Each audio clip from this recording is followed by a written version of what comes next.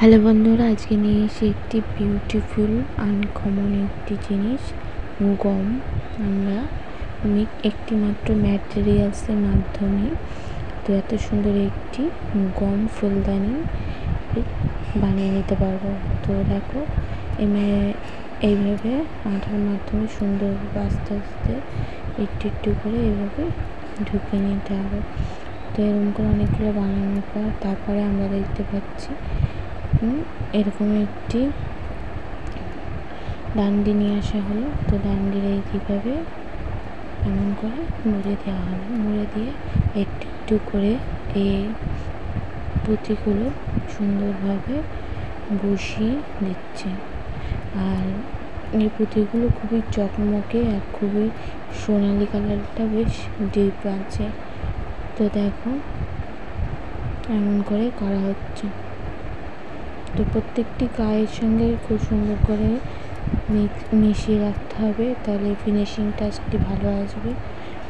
তো দেখো পুরো একদম সোনার ফসল যেরকম লাগে গম তেমনি হয়ে যাবে। তো খুবই সুন্দর আর খুবই অ্যান্টিক একটি জিনিস। এইটি একটু ম্যাটেরিয়ালস দিয়েই এত সুন্দর, এত কম টাকায়, এত কম খরচে তোমরা এত সুন্দর একটি ফুলদানি বাড়িতেই বানিয়ে নিতে পারো। আর এই ফুলদানিতে আমরা বাইরে কিনতে গেলে অনেক টাকাই নেবে, যেহেতু এটি খুবই সুন্দর আর খুবই দারুণ লাগছে। তো দেখো এইভাবে আমাদেরকে পুরো করতে হবে, এইভাবে ধীরে ধীরে পুরোটি এভাবে আস্তে আস্তে সময় দিয়ে করতে হবে।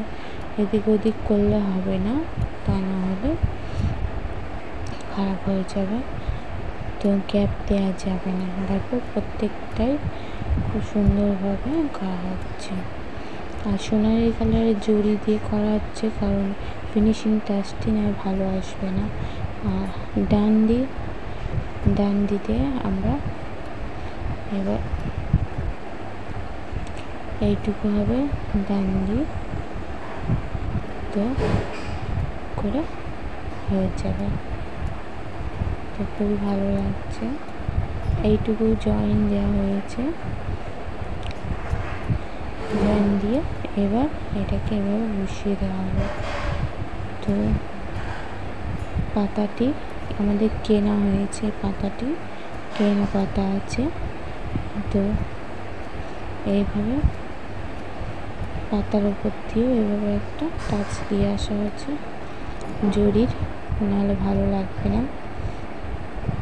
এবার আমরা এটাকে ঘুরিয়ে ঘুরিয়ে পুরো জড়িয়ে দেবো। এবার জড়িয়ে শেষের টুকু একটু আঠা মেরে নিতে হবে, আর না হলে খুলে যাবে।